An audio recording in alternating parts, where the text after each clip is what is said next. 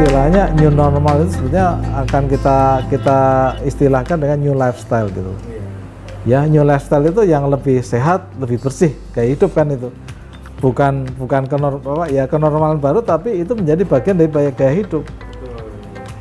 Apa namanya, kita concern pada kesehatan, concern pada kebersihan, dan termasuk tadi ya pola makan, gaya hidup yang lain ya, olahraga, istirahat, itu harus kita bangun.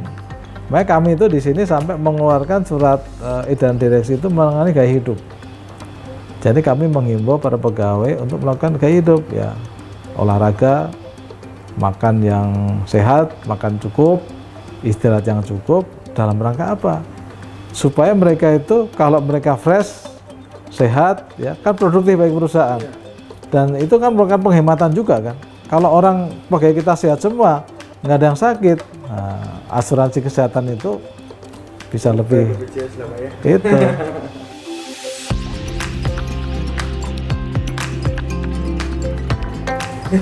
Jadi gini Mas Boro ya, dulu waktu saya direktur keuangan adalah satu-satunya direktur yang berbasis keuangan. Selainnya itu kan basisnya non keuangan semua kan, ada operasi, sarana, prasarana, gitu kan. Sekarang ini direktur kereta api itu yang berbasis keuangan itu ada 4 orang. Ya, jadi saya rasa ini akan sangat kuat dan secara strategi ini tim yang lengkap ya. Apalagi ada juga direktur SDM yang baru ya. Yang ini harapannya nanti bisa menata database pegawai, pengembangan ke depan, sehingga nanti harapannya ke depan itu orang-orang kereta api ini bisa kita kembangkan menjadi leaders-leaders yang kompeten di bidangnya masing-masing. Gitu.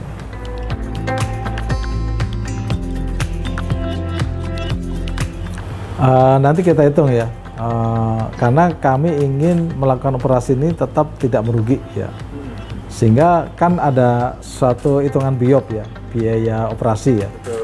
Nah kalau biaya operasi ini, maka tiket yang dijual itu berdasarkan okupansi 100%. Nah kalau okupansi 70% ya nanti kenaikannya proporsional ya. Kami tidak akan mengambil keuntungan yang melebihi apa namanya kelaziman ya.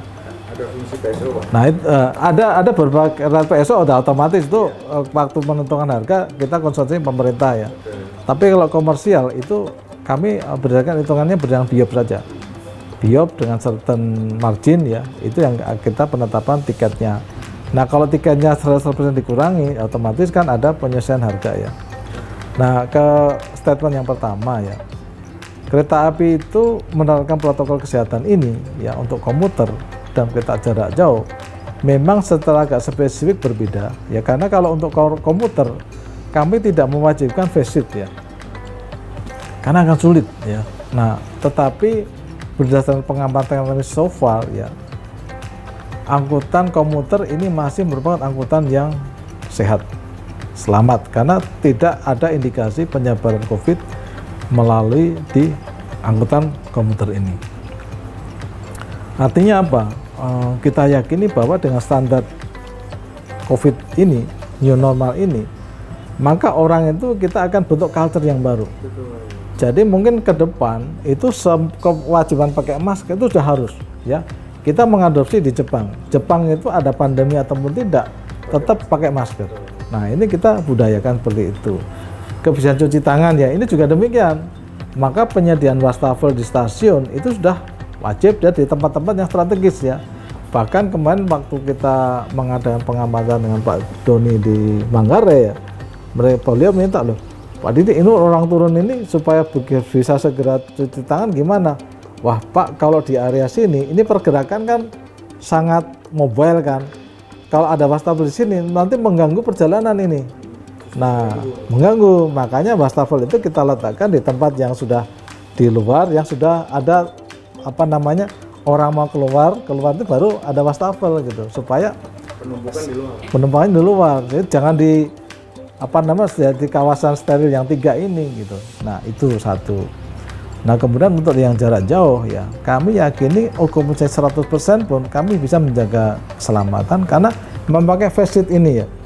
Memang sebelumnya kami juga mengevaluasi apakah kita bisa batasi ini. Jadi antara kursi ini kita berikan tirai ataupun ini apa namanya akrilik ya. Iya, akrilik. Akrilik. Nah, ini yang lagi kami kaji kan. Nah, tapi kemarin dengan konsultasi dengan pemerintah maka cukup pakai face sheet ya. Nah, inilah face sheet dengan okupansi 70%. Nanti kan dievaluasi ini. Apakah kereta api dengan protokol seperti ini aman, sehat ya? Kalau tetap sehat, barangkali nanti akan dinaikkan menjadi 100%. Tetapi ini sudah menjadi gaya hidup baru, lifestyle. Jadi pakai masker, pakai ini kan itu. Sehingga potensi penyebarannya sudah kita protek, tidak terdapat potensi itu.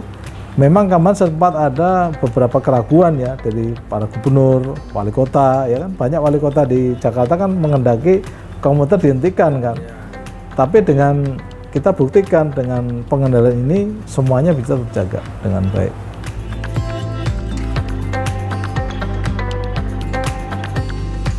Ini ya Mas Poro ya, ini sesuatu yang baru dan belum pernah terjadi ya. Dan ini kalau dilihat ya, ini memang fenomena yang pengaruhnya itu begitu dahsyat nih. Ya. Hampir di seluruh penjuru dunia itu terdampak ini. Ya, hampir nih. Dan apa namanya tuh masing-masing negara beda-beda ya. Yang saya juga kaget Amerika tuh begitu dalamnya nih sampai sekarang masih berjuang ya. Nah, secara risk management ya, yang namanya risk itu kita nggak bisa hilangkan.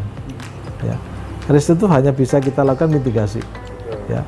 Kita identifikasi faktor-faktor risiko, karena kita mitigasi. Artinya apa? Kita kelola risiko ini dengan sebaik-baiknya. Nah, di dalam kehidupan sehari-hari kita pun juga semua mengandung risiko. Ya. Nah, kalau terkait dengan apa namanya COVID ini ya risiko yang kita bisa manajemen risiko yang kita bisa lakukan. Ya tadi, new lifestyle tadi, bagaimana kita hidup berdampingan dengan virus dengan cara-cara yang sehat dan bersih. Karena kita yakin ya, alhamdulillah dengan gaya hidup yang sehat, kita pakai masker kemana-mana, cuci tangan, kemudian sekarang kan salaman kan sudah enggak kan, sentuhan-sentuhan kita kurangi, ya. Jadi nanti dalam lifestyle yang baru di dunia transportasi, ya lifestyle itu pokoknya barang gadget yang kita punya sendiri kan, tinggal di tap-tap saja. Iya, touchless. Sekarang orang bertransaksi gadget udah bisa. Kenapa di kereta api nggak bisa? Bisa. Jadi dengan QR, dengan barcode ya, mau sebagai mekanisme atau pembayaran itu kita udah tergabung. Nah, integrasi tadi ya ke depan, integrasi itu bukan hanya moda transportasinya, tiketing sistemnya juga satu. Nah, inilah yang bagaimana kita memitigasi risiko ini.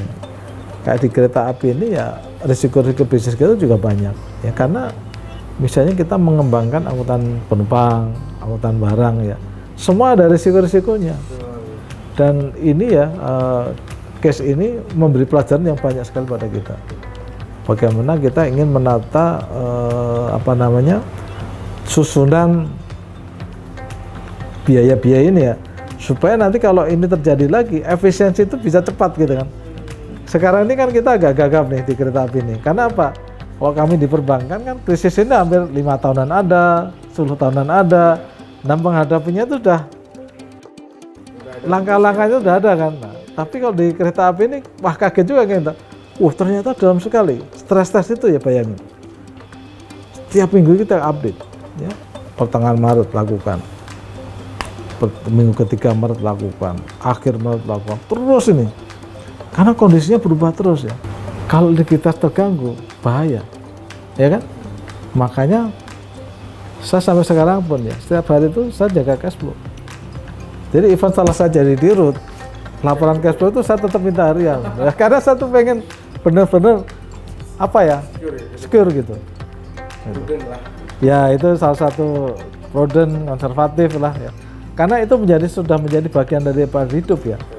Jadi kalau orang itu pernah di risk, pernah di bisnis itu ya sudah keseharian itu selalu memandang risikonya apa, bagaimana memitigasi risk itu selalu tuh. Nah itu yang kami harapkan teman-teman itu juga begitu ya, kereta api ini juga begitu. Jadi apa yang ada di pikirannya di rootnya itu juga pikirkan juga kan, sehingga kalau seperti itu tuh waduh akan menjadi kekuatan yang luar biasa.